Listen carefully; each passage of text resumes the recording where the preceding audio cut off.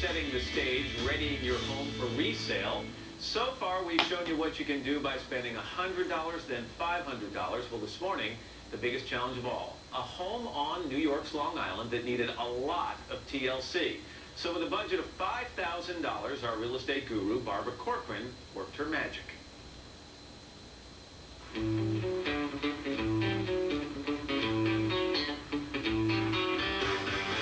We're here in Levittown, Long Island, one of the worst housing markets in the U.S.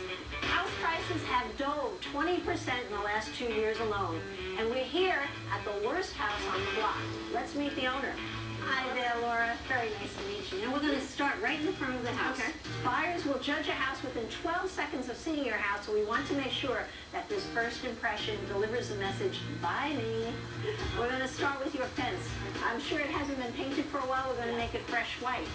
We're going to be replacing all of the edge of this lawn with new lawn. The reason for that is it looks too short, and we're going to elongate the lawn. We're going to clip out half the branches of that tree. It's taking the light away from the house, and the light is the most important feature other than how the house shows. We're going to mulch that with fresh mulch. It makes it look like you spend your life gardening and loving this place. The door's going to look nice and shiny with brass fixtures. We're going to replace your number 59. We're going to rip up this wood. Next, we're going to go inside the house. Wow.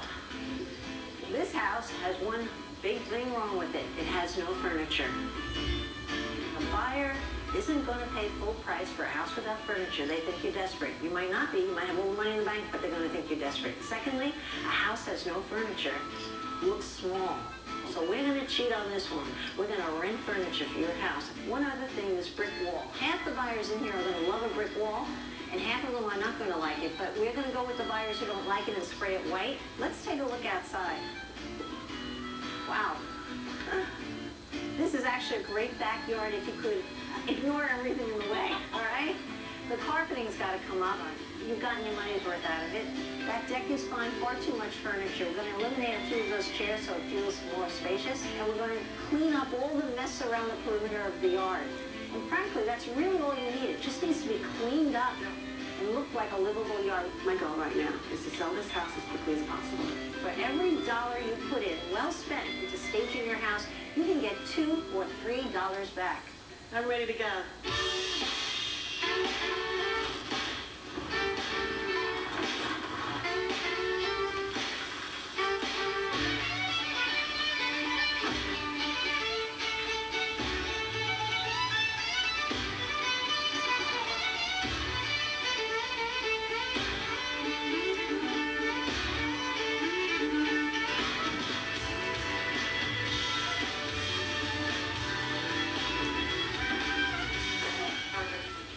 Laura, when I was here 3 days ago, even I couldn't envision what was going to happen. What's your own reaction? It's fabulous. It's an absolute miracle. Did you even recognize your own fence?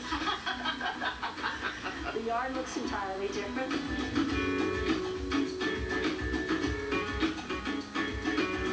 The front facade is absolutely different. Beautiful. But have you seen what's going on inside? Now, let's take a look. You're going to be shocked.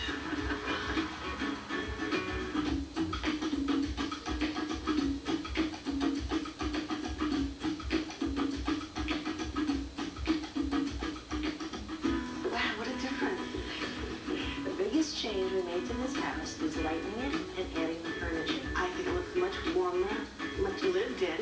Yeah, bigger. And bigger, yes. I think you're going to find that the people that come to the open house are going to have the exact same reaction. And that's going to produce one good buyer.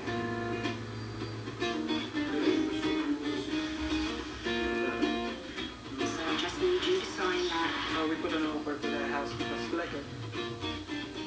Barbara, welcome back. Good morning.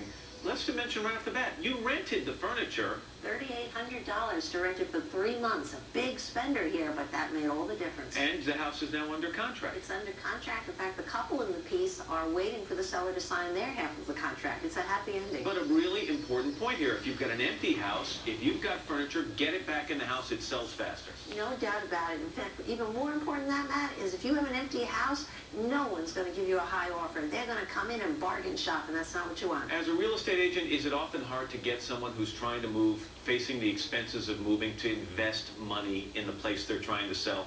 Of course it's important to excuse me, I'm getting over my cold. It's very important. But what happens is people don't want to put the money in, they're thinking about taking the money out. But when you put that money in, it's always the right move. That made all the difference in all 3 of these house sales this week. And you did a great job. If you had a little extra budget on any of these homes, kitchens and bathrooms, is that where you'd put it? If I had another $5,000 or $10,000, you betcha. But we didn't have that kind of money, and you don't have to spend it. All right, but again, job well done. Barbara Corcoran, interesting series. Thanks very much. Thank you so much. 7:47, we're back right after